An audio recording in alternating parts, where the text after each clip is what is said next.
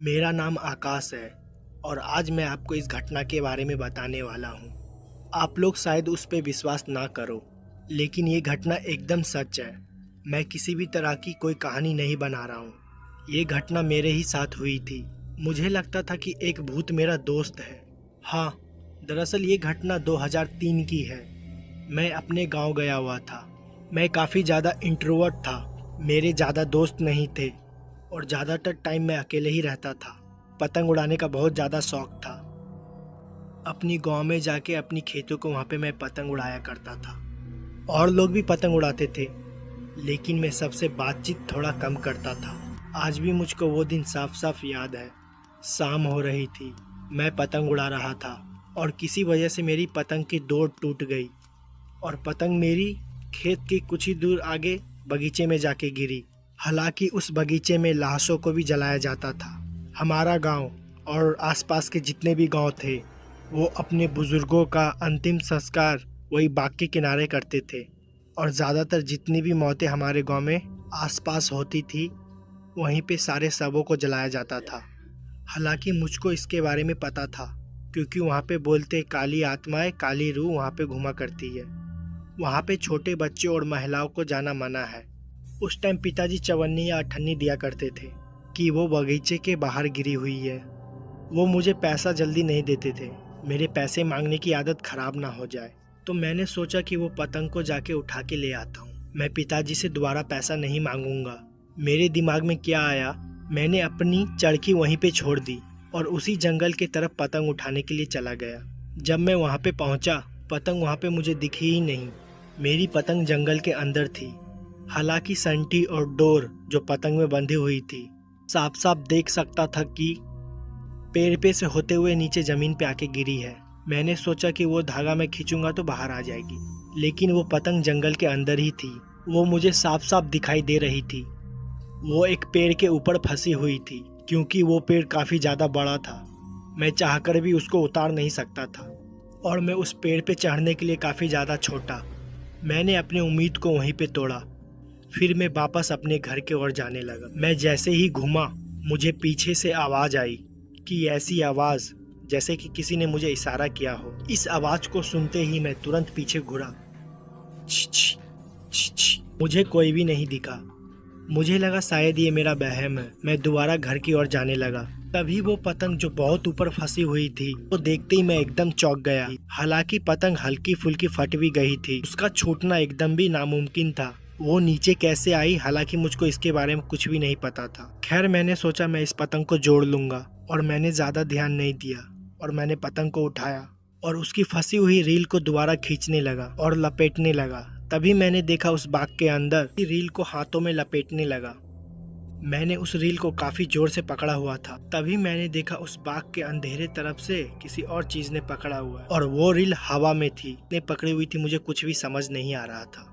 पहले शायद लगा पेड़ की किसी टहनी में वो फंसी हुई है, तो मैं उसको खींचने की कोशिश कर रहा था। लेकिन ताजुब तो तब मुझे हुआ जब उस रील को अंधेरे से भी कोई खींचने लगा। मैं काफी डर गया था। मैंने उस रील को वहीं पे छोड़ दिया, लेकिन वो रील उस पतंग में ही फंसी हुई थी और पतंग को दोबारा लेके भागने लगा। अंदर से दोबारा किसी ने पतंग को खींच लिया। उस पतंग को उठाने के लिए जैसे मैं दोबारा उस जंगल की तरफ भागा, मुझे अंदर से एक आवाज आई कि जंगल के अंदर आओ, मैं कुछ दिखाता हूँ। और वो आवाज एक बच्चे की थी। मैं उस आवाज को साफ साफ सुन सकता था और ये मेरा कोई भी वहम नहीं था। उस आवाज को सुनने के बाद मैं एकदम चौंक सा गया। मैं काफी ज्यादा डर गया था। जंगल के अंदर मुझे काली परछाई भी दिखाई दे रही थी, जो कि एक बच्चे की थी। उसकी हाइट और मेरी हाइट लगभग सेम ही थी। मैं काफी ज्यादा डरा हुआ था। मैं अंदर नहीं गया और वापस घर की तरफ भाग के चला गया। इस घटना के बारे में मैंने किसी से बताया नहीं, क्योंकि मुझे मेरी मम्मी पापा पक्का डांटते, क्योंकि उस तरफ सबका जाना मना था और मैं उसी तरफ गया हुआ था। अगले दिन दोबारा मैं उसी जगह पे था। पता नहीं मेरे दिमाग में क्या आया, सोचा कि उस बाग की तरफ मैं दोबारा जाऊं। हो सकता है मेरी पतंग दोबारा मुझे वहीं पे पड़ी मिल जाए। मैं दोबारा उस बाग की तरफ गया तो मैंने देखा कि मेरी पतंग वहीं पे गिरी पड़ी हुई थी और उसमें फंसी हुई पतंग की रील जंगल के अंदर गई हुई थी। मैंने चुपचाप उस पतंग की फंसी हुई रील को तोड़ा और पतंग को लेके वापस आने लगा। तभी मुझे दोबारा उसी की आवाज आई कि तुम फिर आ गए, आओ तुम, मैं कुछ दिखाता हूँ। और इस बार वो आवाज़ मैंने सच में सुनी थी। मेरा कोई वहम नहीं था, लेकिन मैं कभी भी जंगल के अंदर नहीं गया। मैंने उससे बात करने की कोशिश भी की कि तुम कौन हो और जंगल के बाहर क्यों नहीं आते हो। उसने कहा मैं तुम्हारा दोस्त हूँ और वो एक भूत था। मुझे अपने कानों पे विश्वास नहीं हो रहा था। उससे बात करते वक्त मुझे ऐसा लग रहा था कि मैं कोई सपना देख रहा हूँ। मैं फिर वहाँ से चला गया। फिर मैंने इस घटना के बारे में अपनी मम्मी को बता ही दिया। मम्मी मुझ पे तुरंत गुस्सा करने लग गई, आखिर तू उस तरफ गया ही क्यों था। उन्होंने ये बात पापा को बता दी और पापा भी मुझ पे गुस्सा करने लगे। अजीब तो तब हुआ जब मैं रात को अपने कमरे में सो रहा था। हालांकि मुझे कोई भी दिखाई नहीं दे रहा था और वो आवाज़ मुझे फिर से सुनाई दी। मुझे उसके होने का कुछ भी महसूस नहीं हुआ, लेकिन बस वो आवाज़ मुझे सुनाई दी और लगातार वो आवाज़ मेरे कानों में आ रही थी। धीरे धीरे उस आवाज़ से मुझे डर लगने लगा था। इसके बारे में मैंने मम्मी को बताया। मम्मी को किसी भी तरह की कोई भी आवाज़ नहीं सुनाई दे रही थी और उनको लगा मुझे कि वहम हो गया। कुछ दिन में मेरी तबीयत भी खराब होने लगी और सर भी घूमने लगा। उल्टी वगैरह आना बहुत ही नॉर्मल हो गया मेरे लिए। कंडीशन काफ़ी ज़्यादा सीरियस हो गई थी। मम्मी ने डॉक्टर को दिखाया। उन्होंने बोला शायद फूड पॉइजनिंग हुआ है, फूड पॉइजनिंग की वजह से हो रहा है, लेकिन ऐसा कुछ भी नहीं था क्योंकि मैं बाहर का कुछ खाता भी नहीं था, तो मुझे फूड पॉइजनिंग हो भी नहीं सकती थी। पता नहीं पापा के दिमाग में क्या आया। उनको जब वो बात पता चली थी जंगल के उस हिस्से पे मैं जाता हूँ, तो उसी वक्त वो मुझ पे शक करने लगे थे। उन्होंने फिर अपने जान पहचान के पुजारी से बात की। उस पुजारी को मेरा पहना हुआ एक कपड़ा दिखाया और पुजारी उस कपड़े से ही समझ गया कि मुझ पे कोई आत्मा का साया है और वो साया एक बच्चे की आत्मा का है। हालांकि वो आत्मा मुझे किसी भी तरह की नुकसान नहीं पहुंचा रही थी, लेकिन उसके मेरे पास होने से मेरी तबीयत खराब हो रही थी। पुजारी का ये कहना था उस आत्मा से सिर्फ मैं ही बात कर सकता था।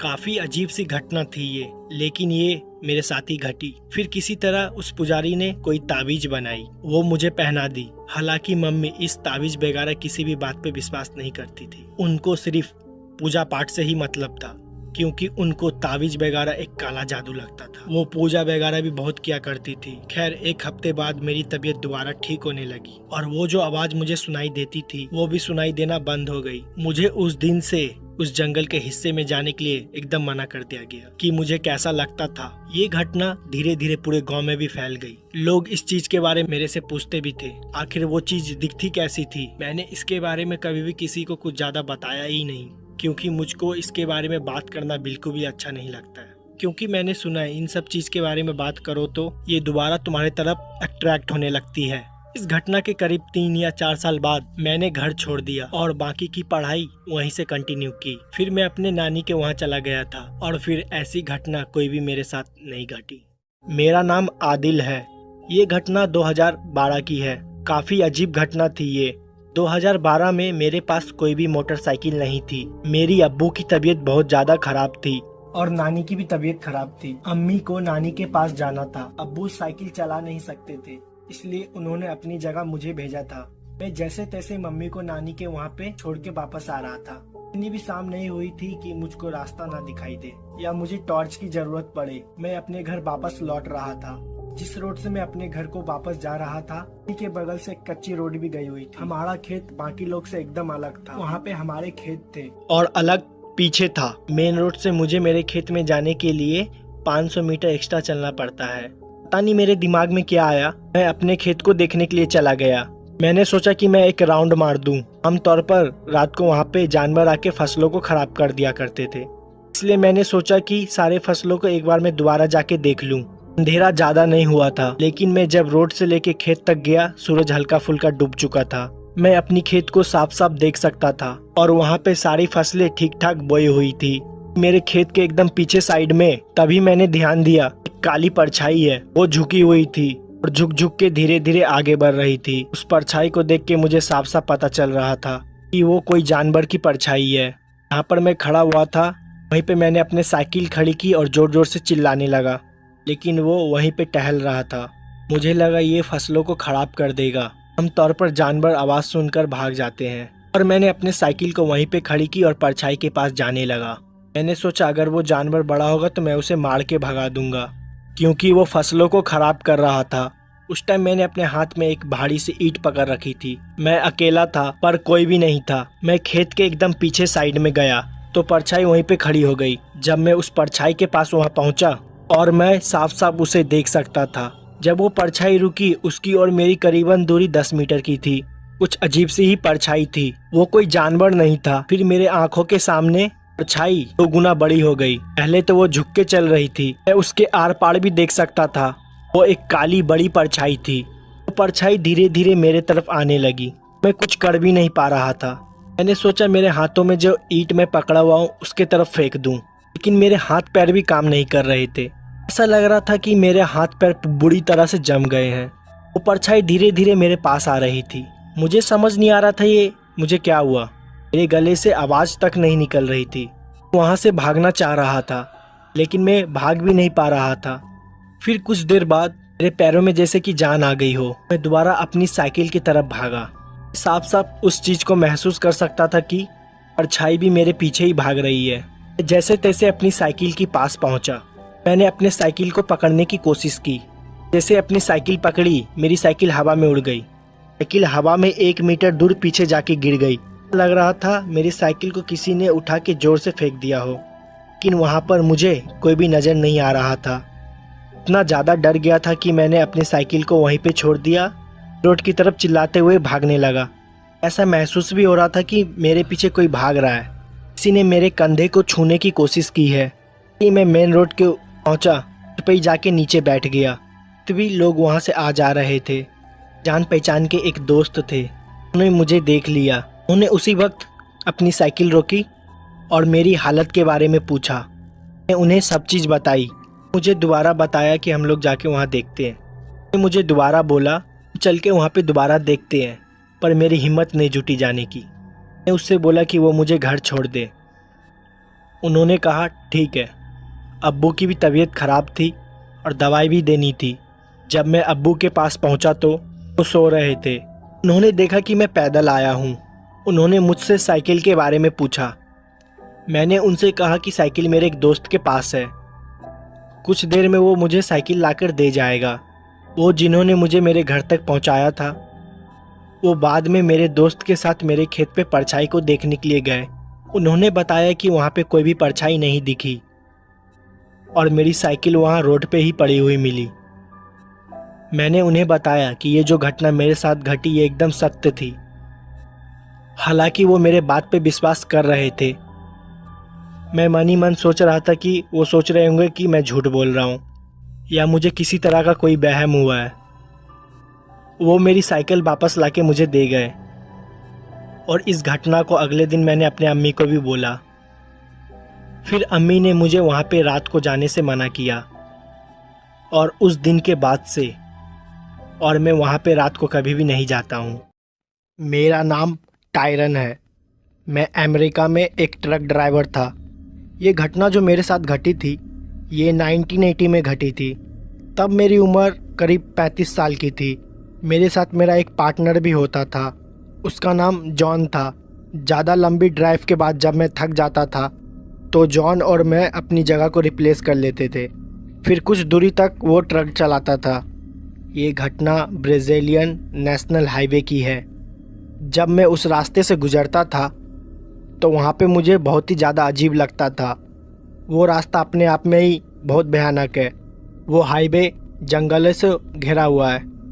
उस हाईवे का 20 किलोमीटर का एरिया पूरा जंगल में आता है। जब भी किसी ट्रकर को अपनी डिलीवरी जल्दी करनी होती है तो वो लोग वही रास्ता निकल जाते हैं। नेशनल हाईवे का वो रास्ता एक शॉर्टकट का है जहाँ से वो लोग अपने डिलीवरी पॉइंट पे 2 घंटे पहले ही पहुँच जाते हैं। लेकिन वहाँ पे घटनाएं बहुत ज़्यादा अजीब होती है, इसलिए उन रास्ते पे कोई जाता नहीं है। बहुत लोग कहते हैं वहाँ पे लूट और चोरी बहुत होती है। ट्रकों को रोक के उन्हें लूट लिया जाता है और ट्रक ड्राइवर को मार दिया जाता है, इसलिए ज़्यादातर लोग उस रास्ते से नहीं जाते हैं। ऐसे ही एक दिन ठंडियों का मौसम था। मेरे और जॉन के पास कोई भी डिलीवरी का काम नहीं था, तो हम लोग उस वक्त अपने ट्रकों में बैठे हुए थे। घरों से झूठ बोल के आए थे कि हमें कहीं जाना है ताकि हम लोग थोड़ी पार्टी कर सके। हम दोनों ट्रक में ही बैठे हुए थे और जॉन ने थोड़ी शराब पी रखी थी। मैं भी शराब पीने ही वाला था, लेकिन तभी मुझे एक मैसेज आया। वो मैसेज हमारी कंपनी से आया था। दरअसल ब्राज़ील के एक छोटे से कस्बे में अचानक ही एक एक्सीडेंट हो गया था जहां पर ढेर सारे लोग हॉस्पिटल में एडमिट हुए थे और उन्हें मेडिकल इक्विपमेंट्स की बहुत ज़रूरत थी। वहां हॉस्पिटल में इतने सारे मेडिकल इक्विपमेंट्स उपलब्ध नहीं थी और हमें उन मेडिकल इक्विपमेंट्स को जल्द से जल्द वहां पे पहुंचाना था। हम सबसे पहले वहीं वेयर हाउस में पहुंचे जहां पे हमें सारे मेडिकल इक्विपमेंट्स मिलने थे। हम लोग वेयर हाउस से मेडिकल इक्विपमेंट्स लेके ब्राज़ील के उसी रास्ते से निकल गए और उसी कस्बे में जा रहे थे। हमें कुछ भी समझ में नहीं आ रहा था आखिरकार हम लोग करें क्या। उस रास्ते से जाने का हमारा बिल्कुल भी मन नहीं था, लेकिन मजबूरी की वजह से हमें जाना पड़ा क्योंकि लोगों की ज़िंदगी का सवाल था।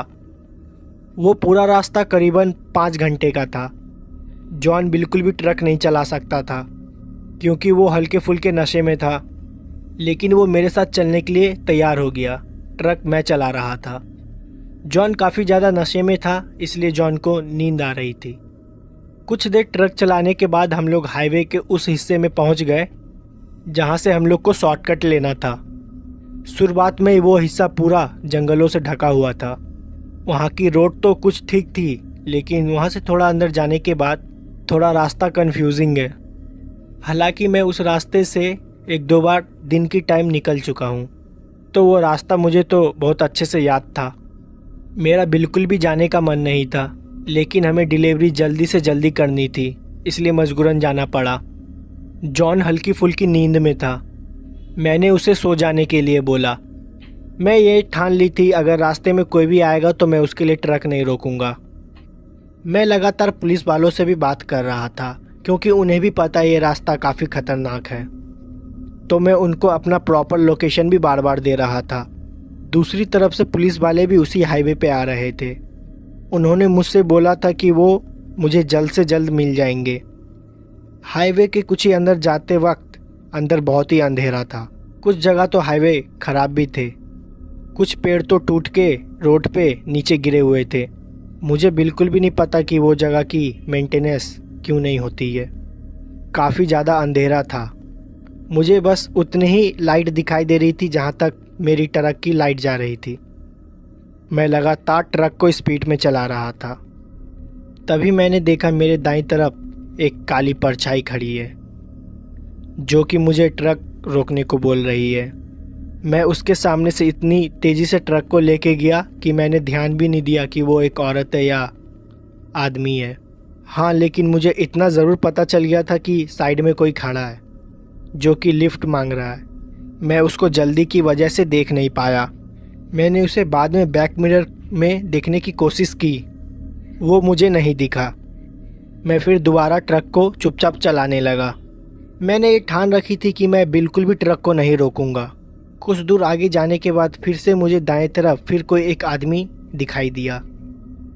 उसने कोई भी कपड़े नहीं पहने हुए थे, वो बिना पूरे कपड़ा का खड़ा था, जबकि वहाँ पे हल्की फुल्की ठंड थी और जंगल की एरिया में ठंड काफ़ी बढ़ जाती है। मुझे बिल्कुल भी समझ में नहीं आ रहा था आखिरकार वो जंगल में ऐसे खड़ा क्यों था। मैं काफ़ी ज़्यादा डरा हुआ था, इसलिए मैंने ट्रक को नहीं रोका और दोबारा ट्रक को चलाने लगा। मैंने उसे फिर बैक मिरर में देखने की कोशिश की, वो दोबारा मुझे नहीं दिखा। मैं समझ गया था यहाँ पे कुछ ना कुछ अजीब ज़रूर हो रहा है।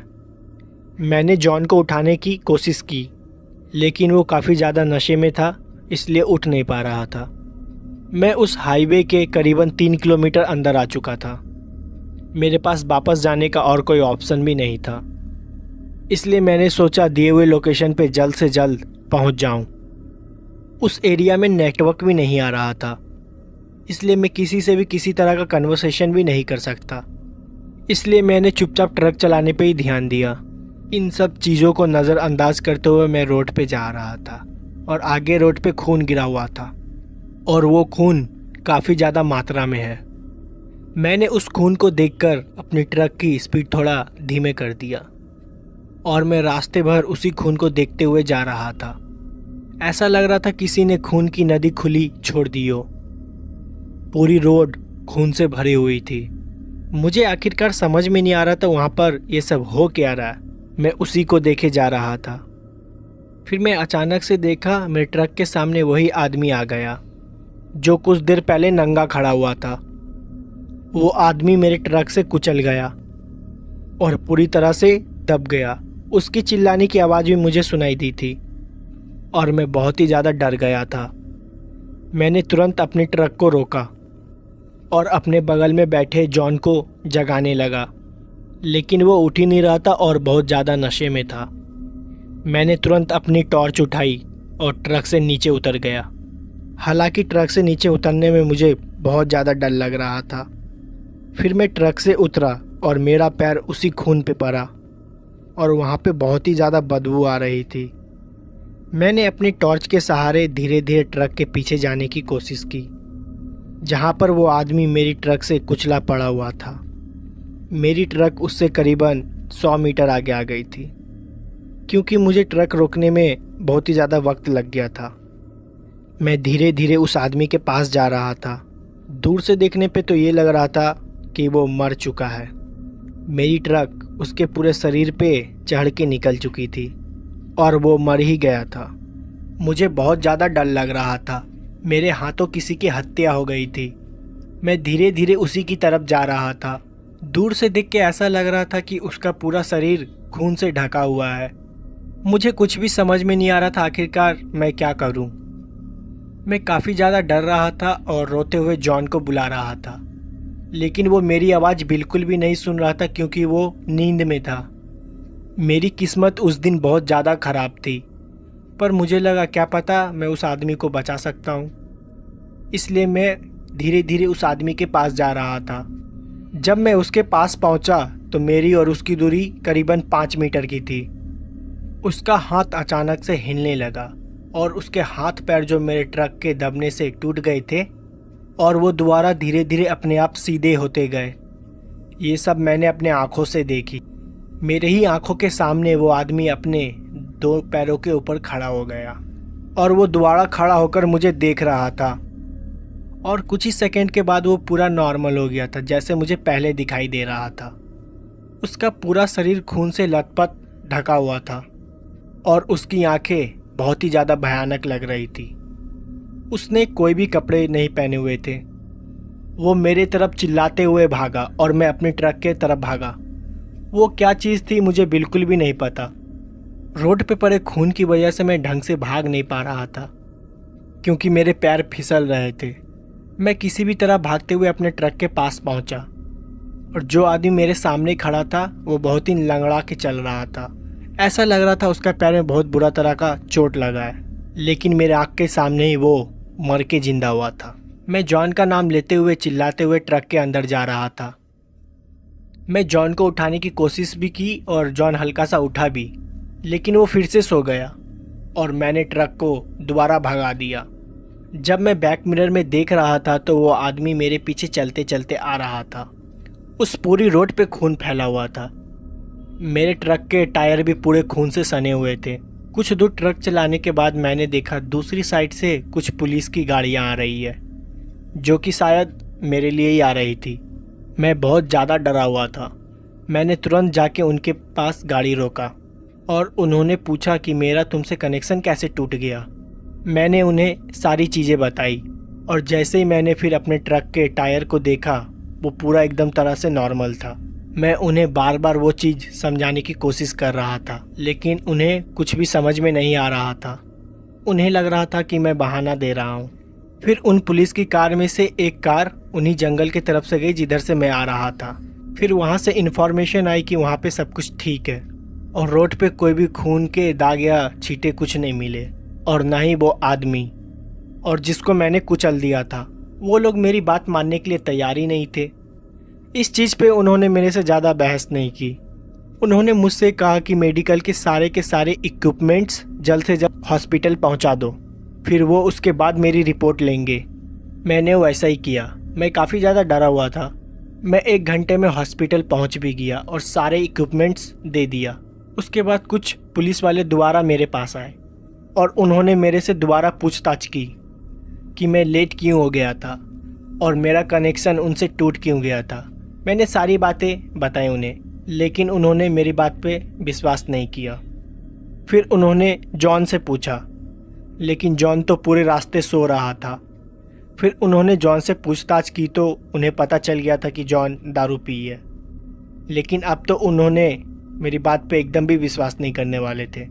उन्होंने मेरा भी अल्कोहल टेस्ट किया, लेकिन मैंने उस टाइम शराब नहीं पी रखी थी। पुलिस वाले मेरे बात पे विश्वास नहीं कर रहे थे। उन्हें लगा कि मैंने किसी तरह का और नशा कर रखा है, इसलिए शायद मुझे अजीब और गरीब ऐसी चीज़ दिखाई दे रही थी। लेकिन मेरे साथ जो कुछ भी हुआ था वो एकदम सच था। उस घटना के बाद मैं कई दिनों तक उस ट्रक को हाथ भी नहीं लगाई। जॉन ने मुझे बहुत बार चलने के लिए बोला, लेकिन मेरे अंदर उस आदमी का डर बहुत तरीके से भर चुका था। आखिरकार वो कौन था, वहाँ पे क्या कर रहा था, मुझे कुछ भी समझ में नहीं आया। और ये जो अजीब सी चीज़ मुझे दिखाई दे रही थी और किस लिए दिखाई दे रही थी, इसका भी मेरे पास कोई जवाब नहीं था। लेकिन मुझे ये बिल्कुल भी नहीं पता था कि ये मेरा वहम है या सच। अगर ये सच था तो मेरी किस्मत उस दिन बहुत ज़्यादा अच्छी थी कि मैं बच गया, और फिर ऐसी घटना मेरे साथ जीवन में दोबारा कभी भी नहीं घटी। लेकिन फिर उस रोड पर मैं दोबारा कभी भी नहीं गया। तो दोस्तों, ये थी एक ट्रकर के साथ घटी हुई एक पहली घटना। अब मैं आपको दूसरी घटना बताने वाला हूँ। ये जो दूसरी घटना मैं आपको बताने वाला हूँ, ये घटना उत्तराखंड की है। ये घटना जिस ट्रक ड्राइवर के साथ घटी है उसका नाम मंजीत था, और बाकी की घटना मैं आपको मंजीत जी की पॉइंट ऑफ व्यू से बताऊंगा। मेरा नाम मंजीत है और मैं इस उत्तराखंड में एक छोटे से सामान की डिलीवरी देने जा रहा था। मेरा एक बहुत ही छोटा सा ट्रक है जो कि आदमी लोकल सामान, लोकल ट्रांसपोर्ट के लिए यूज़ किया करते हैं। जब मुझे कोई भी ट्रांसपोर्ट के लिए सामान नहीं मिलता है तो मैं उसी ट्रक पे सवारियों को भी बैठा लेता हूँ। इससे मेरी कुछ इनकम हो जाती है। ऐसे ही मैं एक बार देहरादून की रास्ते पे जा रहा था। वो रास्ता गंगोत्री के लिए जाता था। उस रास्ता में मुझे कई बार सवारियाँ मिल जाती है। वैसे तो मैं छोटे मोटे सामान की ही डिलीवरी कर रहा था, पर बीच रास्ते में मुझे दो औरतें मिली। उन्होंने मुझसे कहा कि मुझे उत्तरकाशी तक छोड़ दूँ। उन दोनों औरतों ने बुर्का पहना हुआ था। रात काफ़ी ज़्यादा हो गई थी। उत्तरकाशी गंगोत्री के ही रास्ते में पड़ता है, और जहाँ पे मुझे ये दोनों औरतें मिली थी और वहाँ से उत्तरकाशी करीबन 50 किलोमीटर की दूरी पे था। मैंने उनसे कहा कि मैं उन्हें छोड़ दूँगा। मेरे आगे सीट नहीं था तो मैंने उनसे कहा कि मेरे ट्रक के पीछे वाली साइड में जाके बैठ जाए, और थोड़े बहुत सामान भी रखे हुए हैं तो वो वहाँ पे आराम से बैठ जाए, उन्हें कोई तरह की दिक्कत नहीं होगी। हम कुछ ही घंटे में उत्तरकाशी पहुँच जाएंगे।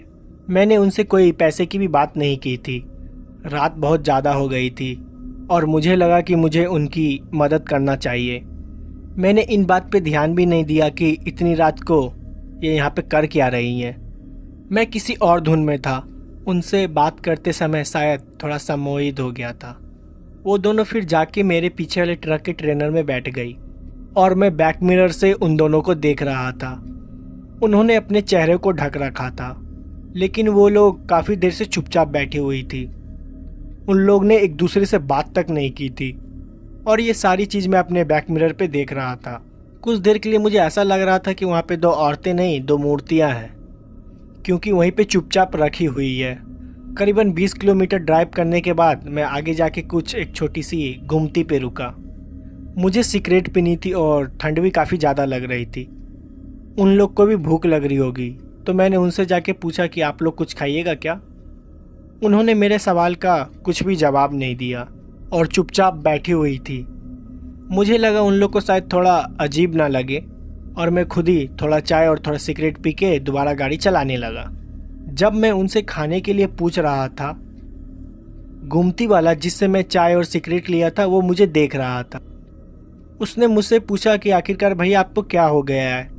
मैंने उनसे बोला कुछ नहीं, और मैं जल्दी जल्दी में दोबारा गाड़ी में बैठ के चला गया। मैंने इस बात का ध्यान भी नहीं दिया कि वो मुझसे कुछ कहने वाला है। वो दोनों औरतें पूरे रास्ते वहीं चुपचाप बैठी हुई थी। जब मैं उत्तरकाशी पहुंच गया तो मैंने अपने ट्रक को साइड में लगाया और तुरंत नीचे उतरा, और मैंने उन दोनों औरतें से कहा कि नीचे उतर जाए, लेकिन वो लोग अभी भी चुपचाप वहीं बैठी हुई थी। उन दोनों औरतें की परछाई मैं अपने बैक मिरर से साफ साफ देख सकता था। वो लोग तो हिली भी नहीं। मुझे लगा शायद वो लोग मेरा बात सुनी नहीं है, या सफ़र में शायद वो लोग सो गई हो। मैं घूम के अपने ट्रक के ट्रेलर के साइड में गया। मैं देख के हैरान हो गया। वहाँ पर वो दो औरतें थी ही नहीं, बस वहाँ पे ऊपर से दो नॉर्मल परछाइयाँ थी जो कि गोल आकार की थी, और मेरे ही आंखों के सामने वो दोनों परछाइयाँ गायब हो गई। मैंने जब ये चीज़ देखी तो मैं काफ़ी ज़्यादा डर गया था।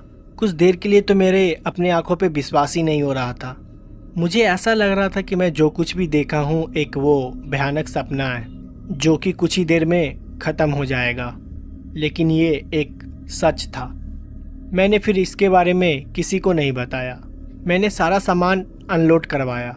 फिर करीबन 1 घंटे के बाद मैं अपने घर की तरफ निकल गया जहाँ से मैं आया था, क्योंकि अगले दिन मुझे दोबारा एक सामान की डिलीवरी करनी थी। मैं दोबारा जाते वक्त उसी गुमती पे रुका जहाँ पर मैंने रुक के चाय और सिगरेट पिए थी।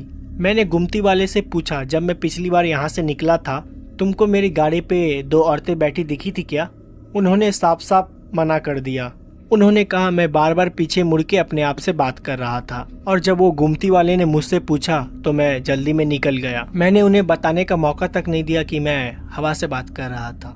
जब ये गुमती वाले ने ये बात मुझे बताई तो मैं काफ़ी ज़्यादा डर गया था। मैंने इसके बारे में उस गुमती वाले को भी बताया।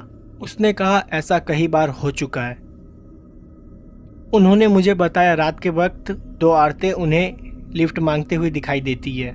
कभी तो वो दोनों औरतें सफ़ेद साड़ी में भी दिखाई देती है, और कई बार वो दोनों बुर्का पहने हुई रहती है। वो कौन है, कहाँ से आती है और कहाँ जाती है, इसके बारे में किसी को भी नहीं पता है। पर आज तक उस औरतों ने किसी को भी नुकसान नहीं पहुँचाया। मेरी किस्मत अच्छी थी कि मैं बच गया। फिर उस दिन के बाद मेरे साथ ऐसी कोई भी घटना उस रास्ते पे नहीं घटी। तो दोस्तों, ये थी दूसरी घटना। अब मैं आपको तीसरी घटना सुनाने जा रहा हूँ। ये घटना ऑफिसर मॉरिन के साथ घटी है अमेरिकन नेशनल पार्क में। तो अब आगे की घटना मैं आपको ऑफिसर मॉरिन की पॉइंट ऑफ व्यू से बताऊंगा। हमें उस बच्चे को ढूंढते हुए लगभग 3 दिन से ज़्यादा हो गए थे। हमारी टीम में ज़्यादा लोग नहीं थे। हम जंगल के जिस हिस्से में उसको ढूंढ रहे थे उस हिस्से में पहले कोई भी नहीं गया है। हमें कुछ उम्मीद भी नहीं थी कि हमें उसके यहाँ पे होने की कुछ निशान भी मिलेगी। जहाँ से वो गायब हुआ था वहाँ से वो जंगल का एरिया करीबन 15 किलोमीटर दूर है, और वो यहाँ पे क्या करने आया इसके बारे में हम लोग कुछ भी अनुमान नहीं लगा पा रहे थे। जो लड़का गायब हुआ था उसका नाम रॉन था। अपने दोस्तों के साथ कैंपिंग के लिए आया था। उसके दोस्तों ने बताया वो लोग कैंप फायर के पास बैठे हुए थे। तभी रॉन को अचानक से किसी की चिल्लाने की आवाज़ आई। हालांकि वो आवाज़ किसी को भी सुनाई नहीं दी थी सिवाय रॉन के। वो आवाज़ जिधर से आई थी उसी तरफ बहुत अजीब तरीक़ा से देखने लगा। उसके दोस्त जब शांत हुए और उन्होंने रॉन से जब पूछा कि तुम किधर देख रहे हो, तो उन्हें बिना कुछ जवाब दिए जंगल के उस हिस्से में भाग गया, और वो बोल रहा था कि वो मुझे बुला रही है और वो चिल्ला रही है। उसके दोस्तों ने उससे पूछा कि तुमको कौन बुला रही है। वो उसका जवाब बिना दिए ही बहुत ही तेज़ी से भाग गया। उसको रोकने की उन्होंने बहुत कोशिश की, तब तक रॉन गायब हो चुका था। पलक झपकते ही अचानक से वो कहाँ गायब हो गया था किसी को कुछ समझ में नहीं आ रहा था। रॉन के दोस्तों ने भी अपनी टॉर्च लेके उस डायरेक्शन में ढूंढने की बहुत कोशिश की, लेकिन ऐसा हुआ जैसा कि रॉन हवा हो गया हो। काफ़ी देर तक रॉन को ढूंढने के बाद जब वो नहीं मिला, उसके दोस्तों ने फॉरेस्ट ऑफिसर को इन्फॉर्मेशन दी। तभी हमारी सर्च करने वाली टीम वहाँ पे पहुँची। हमने दिए गए सारी डिटेल्स को कलेक्ट किया और लगातार उसी डायरेक्शन में बढ़ते रहे जहाँ पर आखिरी बार उसके दोस्तों ने उसको जाते हुए देखा था। रॉन की उम्र करीब 27 साल की थी और वो गोरा था, और उसकी हाइट करीबन 6 फीट की थी। और ये बात बहुत ही ताजुब की थी कि मेरी हाइट भी उसी की तरह थी। हाँ, बस वो मेरे से कुछ साल छोटा था, लेकिन फिर भी मेरी और उसकी डिटेल्स मिल रही थी। शुरुआत में जब हम लोग ने 2 दिन उसको ढूंढा तो वो नहीं मिला। फिर हमने स्टेफर्ड डॉग्स मंगाए और वो लगातार उसी डायरेक्शन में भागे जा रहे थे जिस तरफ रॉन भागते हुए गया था। करीबन 10 किलोमीटर बाद जंगल के उस एरिया में पहुंच गए जहां पे हमें जाना मना था। दरअसल हम वहां पे कभी नहीं गए थे क्योंकि वो जंगल का काफ़ी घना एरिया था जिसको अभी कई फॉरेस्ट ऑफिसर ने एक्सप्लोर नहीं किया था। ये घटना 1990 की है। उस वक्त तो उतने डीप में कोई जाता भी नहीं था। उतना सर्च करने के बाद हमें रॉन की जूते मिले, जो कि उसके दोस्तों ने वेरीफाई किया वो रॉन की जूते हैं। वो इतनी दूर क्या करने आया था हमें कुछ भी समझ में नहीं आ रहा था। हमें वहाँ पे रॉन की पैर के निशान भी मिले। एक पैर में उसने जूता पहना हुआ था और दूसरे पैर में कुछ नहीं। कुछ दूर हमने पैर के निशान का पीछा किया और वो पैर का निशान एक छोटा सा दलदल के पास आके ख़त्म हो गया। फिर उस दलदल के बाद हमें एक मोटे पैर के निशान मिले, जो कि रॉन के तो बिल्कुल भी नहीं थे। वो निशानों को देख के इतना तो पता चल गया था हो ना हो रॉन यहीं कहीं है, क्योंकि हर कुछ मीटर बाद हमें रॉन के कपड़े या कुछ ऐसी चीज़ मिल रही थी कि हमें ये पता चले कि वो रॉन की ही चीज़ है। जिस वक्त हम जंगल के एरिया में खड़े थे उस टाइम हमारी टीम में कुल 4 लोग थे और हम लोग के पास एक स्निफर डॉग भी था और हमारे पास हमारी एक गन थी और एक टॉर्च। हमने प्लान बनाया कि हम चारों लोग अलग अलग डायरेक्शन में जाएंगे, क्योंकि जहाँ पर रॉन के फुटप्रिंट्स ख़त्म हो गए थे कि वहाँ से हमें कुछ भी पता नहीं था कि हम लोग किधर जाएं। उसको ढूंढते हुए काफ़ी ज़्यादा दिन हो गए थे। अब हम लोग को वापस भी बुलाया जा रहा था क्योंकि हमें और भी ज़्यादा काम थे, लेकिन हमारा ये केस पूरा नहीं हुआ था। मुझे अक्सर अंदर से ऐसा महसूस हो रहा था कि रॉन मिल जाएगा। वो अचानक से कहाँ गायब हो गया किसी को भी कुछ नहीं पता। मेरे साथ जो कुत्ता था उसका नाम ब्रूनो था। मैं और ब्रूनो उसी डायरेक्शन में जा रहे थे जहाँ से हमें बड़े पैरों का निशान मिला था। ब्रूनो आगे बढ़ता जा रहा था और मैं उसी के पीछे था। कुछ दूर जाने के बाद ब्रूनो अचानक से खड़ा हो गया और शांत हो गया। उसने कोई भी रिएक्शन नहीं दिया, बस एक बड़े से झाड़ के पीछे देख रहा था और उसी झाड़ की तरफ देख के भौंक रहा था। मैं उसे आगे जाने के लिए बोल रहा था पर वो वहाँ से आगे जा ही नहीं रहा था। फिर मैंने खुद झाड़ के पीछे जाके देखा तो वहाँ पे एक आदमी बैठा हुआ था। वो देखने में बहुत ही ज़्यादा अजीब लग रहा था। वो अपने कमर के ऊपर कुछ भी नहीं पहना हुआ था और वो खाली काले रंग की पैंट पहनी हुई थी। उसकी पीठ पूरी काली थी।